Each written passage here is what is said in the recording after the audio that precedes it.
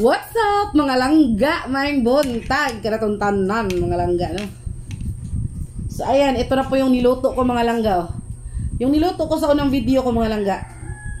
Ito po yung sinabawang manok. Oh, see? Ayan, oh. So mga unta mga langga, let's pray first. So ang akin naman po ay meron kong dalawang kamote dito na maliliit. And kainsik naman ay ang mais na kanin. Mais na kanin. Ang aming sabaw. Ayan. Si Papa po ay nakakain na po yun. So, nag-meeting po sila sa senior citizen. Kaya po, kami lang po dalawa ni insik dito ngayon. So, let's pray first. In the name of the Father, Son, and Holy Spirit. Amen. We say so in this day, keep it short. So, receive from the bounty through Christ our Lord. Amen. Father, Son, and Holy Spirit. Kain po tayo mga langga. Higop tayo ng sabaw. Lawar ba rin ako tilaw eh. Kaya pag tilaw na ako ganina, ang akong lasa sa kumbaba, puan, kapi. Kira mo. Ikaw pa. Marunong kang magluto. Masarap mga langga. Kaya ako may galuto. Marunong talaga magluto silang sarili kong kuan, sarili kong buhat. Sino pong gusto yung maghanap ng tagaluto? Kunin mo silang ga. Siguradong hindi kayo makan. Pahiya. Yeah. Kung magkarinderya kayo, try mo silang ga. Kahit anong luto. Marunong yan. Mga simple na ba akong kuan? Simple dish na. Ano mga pochero, di ko kamawana eh. Pag pag-aralan mo, marunong mama-or mo. Pero, mabilis na siya pag-aralan mo lang nga. Mabilis lang siyang pag-aralan. Kasi yung isang bagay talaga pag gustuhin mo, lalo na kapag mahal mo yung ginagawa mo, matutunan mo agad. Kaan? Hanggang langga kay kamote.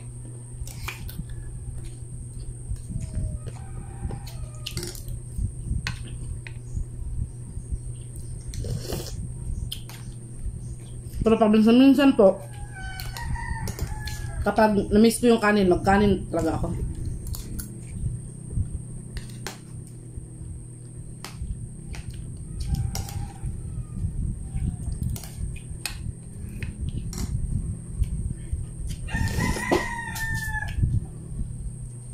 Higop ka ng sabaw.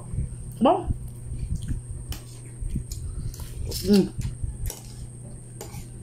Masarap ang mais pag kuwan. Manok.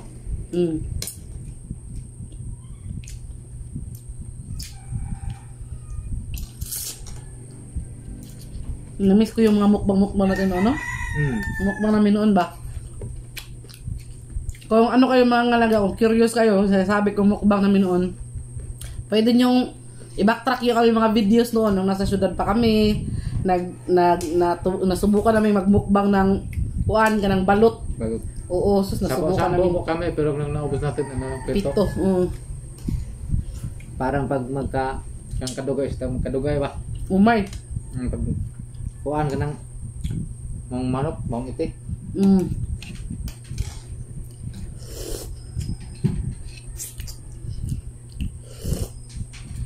Sponsor yun ni Ate Gigi Smith. Nasubukan namin ng balot talaga. Kaon ta mga langgay.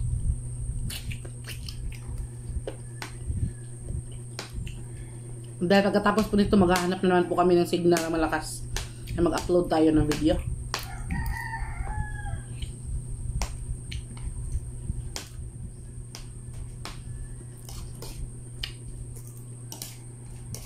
Hindi pa rin po naayos yung internet connection namin dito mga langga kay masyadong malaki yung damage mula ng bagyo. Bagyo ni Tino at Uwan.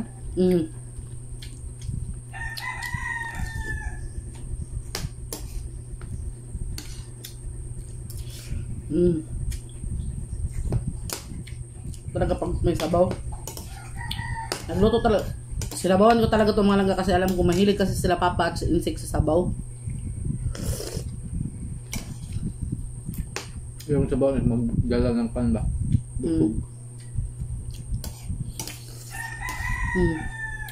Nabaguhan sila sa akin.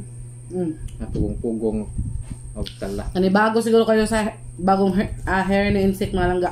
Gusto niya kasi yung may ano daw, gusto niya mag pugong-pugong si dire. Kaya pinabayaan ko na. Gusto niya yun, bagay naman sa kanya. Bagay kasi yung may ganito-ganito mga langga kapag yung mukha mo ay bilog. Pangundo. Pero yung pagmukha mo hindi bilog, para sa akin lang ha. Kaya, nung pinakita niya sa akin na ganyan yung sitwasyon, kaya yung pagmumukha niya, okay na din kasi bagay naman sa kanya. Ngayon, sabi ko na wag masyadong gwapuhan. Kasi maraming mga chicks dyan sa paligid. Wala na. Retire po tayo dyan.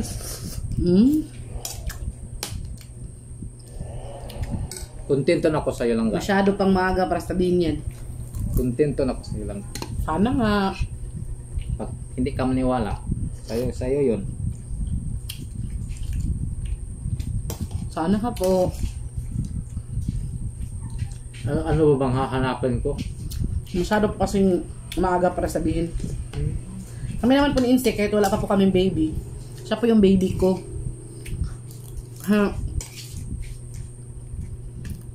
Ang sabi ko naman sa kanya, wala ha. Sigap sa ka. Nasabi ko naman sa kanya na kapag gusto mo talaga magka-baby, pwede ka naman maghanap ng iba. Yung ano talaga, makapagbibigay sa'yo talaga ng baby 100%. Tapos, siguruan muna na magkaanak. Para, hindi matulad sa atin. Nasabi naman niya, masaya naman po siya kahit wala kaming baby. Kami na lang dalawa. Magbebe-bebe. So, sa pagsasama po namin dalawa mga langga, I don't know kung ganyan din ba kayo. Practical po kami. So, kung darating mo ng panahon, simba ko lang. Huwag naman po sana na makahanap sa insect ng ibang babae. Laki na naman ako. So, I'm willing to give him his freedom for the sake of his happiness. Char. Yes. Kahit masakit ulit. Kung ano sumarte ron. Ano mo, magtiis ka pa? Magstay ka pa? Hindi ka na kailangan, di ba? Ano yung mindset ko mga langga? Pag naghahanap yan ng iba, o yung partner mo, ang asawa mo, naghanap na ng iba, depende kasi yan, iba-iba kasi. Para sa akin, ang partner mo, ang asawa mo, naghahanap ng iba, so ibig sabihin, hindi na yan masaya sa'yo. So bakit ka pa mag-hold? Bakit ka pa mag-fight? Kung hindi na, naghanap na siya ng iba, so it means hindi na siya masaya sa'yo, hindi ka niya mahal. So bakit ka pa mag-fight? Kung siya nga mismo, nag-giveaway na, di ba? Nag-give up na dahil, nag-give up na.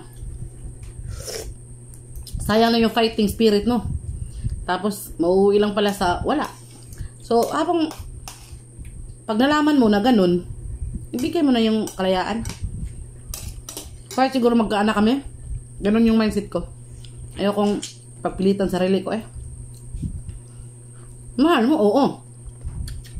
Nasasaktan ka, oo. Tao ka lang Pero, mas masasaktan ka kung ipagpilitan mo yung sarili mo.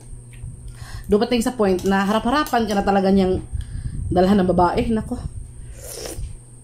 Hindi na, magiging criminal pa tayo niyan. Bakit Kung mahal ka ng tao na yon, bakit ka makriminal na pabayaan mo lang ka? Di ba? Kung dili na kukuha nun ba? Kung ako yung pugson yun niya, mo stay kunin mo bisag na nakailain niya, maabot punto nga, magdakaglain, makriminal, tana. May pang muro pa kasagdahan. Wa juga kasabot.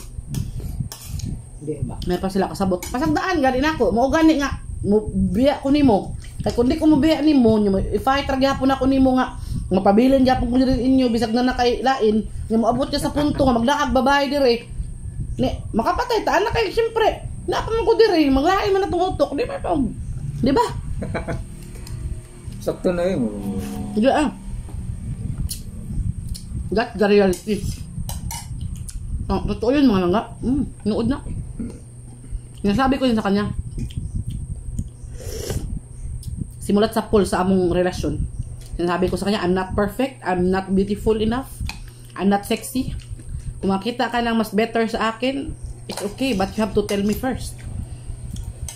You have to be honest with me. Siya, bisira. Kaya, sinasabi mong mahal mo ako, tapos meron ka palang ibang gusto. Okay. Betrayal, yun. Traitor ka sa minamahal mo. Yun. Kaya yun. Yun yung mindset ko. Kasi, kung sabay saya pa mga langga, ang kalibutan ko no danlog, ingon akong mga katiguangan. Kung sa Tagalog pa, madulas ang mundo. Maraming pwedeng mangyari. Maraming mga tentasyon sa paligid. Maraming mga babae na kahit alam nila na may mga partner na yung lalaki na yan, basta gusto nila, go. Hindi na iniisip na makakasakit sila. Kaya, yun. Sabi ko kay Insek, pagdating naman sa anak, I'm not sure kung mabibigyan kita. Alam mo naman ang status ng buhay ko. Mataba ako. May PCOS pa. PCOS. So, I'm not sure. May ano naman, may puruhan. May chance na magkakaanak kami. Pero hindi namin alam kung kailan. Pero kung gusto niya talaga niya, gusto na niya kumarga ng bata, pwede naman maghanap ng iba. Marami namang iba. No? Yun yung dahilan kung bakit iba na yung buhok niya. Hello. Okay. Napaibog kasi siya mga langga sa mga babae. Yes. Lalo na namamasada siya. Tapos mga pasahero niya, mga chicks. Nasabi ko lang sa kanya, okay lang mamasada ka, Insek. Yung mga pasahero mo, mga beautiful ladies, basta wag mo lang ipakita sa akin na magyakap yung pasahero sa iyo, kay hindi na yun pwede, oy. Hindi naman tayo ganyan kabastos. Pero si Insek naman po ay yan nga po sinasabi ko sa unang vlog ko, yung vlog ko kanina, yung una kong vlog na nagkwentuhan tayo. Believe na believe po ako at pasalamat po kay Lord kasi po binigyan niya ako ng isang Insek. Siya po yung support system ko. Marami man akong pinagdaanan sa buhay, sakit, pero siya yung naging support system ko. Sige ko pa dyan, sabo?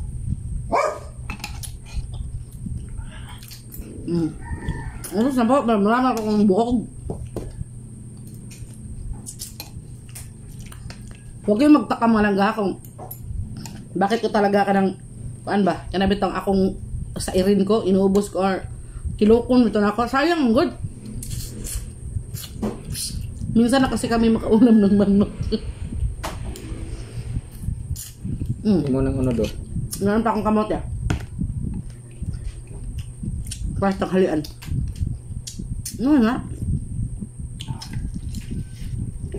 Ayan mo yung lubot ko. Yung lubot ko.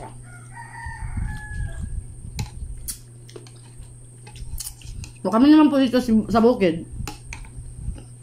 Mahirap po sa mahirap. Pero masaya po kami.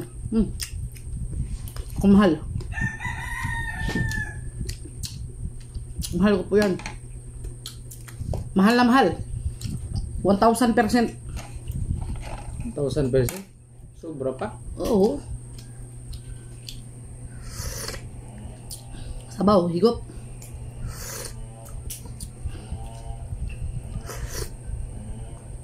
Na nga po, kahit nakita pa ako ng 100 gwapo, macho, sus.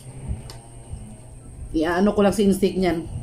Maaga pa ka magsalita. Iniisip ko pa lang yung mga macho na yan, yung gwapo na yan, tapos iniisip ko si instinct sa kabila. Sus, daigin lahat, yung mga gwapo na yan, sus, yan sa akin. Gwapo nga, pero hindi naman natin pwedeng lutuin yung gwapo. Pero pero ito, pero pagyabang mo, pero gwapo. hindi mo naman masasabi na gwapo nga. Ano akala nyo kayo, Insek? Hindi ba gwapo? Gwapo niyan? Uy, tingnan nyo lang. Cute na. Bait pa. Kaya swerte ako mga langga. Murag igong nakadawog loto. Ayo, da miming. Sa lipod kas kamera. Pero si Insect, para sa akin, para siya nasunugan ng pispan. Gagoy. Ako, para akong nanalo ng loto ng 100 billion. Pero siya, mura siya nasunugan. Baga na. Kasi hindi naman tayo maganda eh. Busog na kami mga langga. Tubig ba? Oh. Sana nabusog din kayo sa ating breakfast ngayong late breakfast mga langga.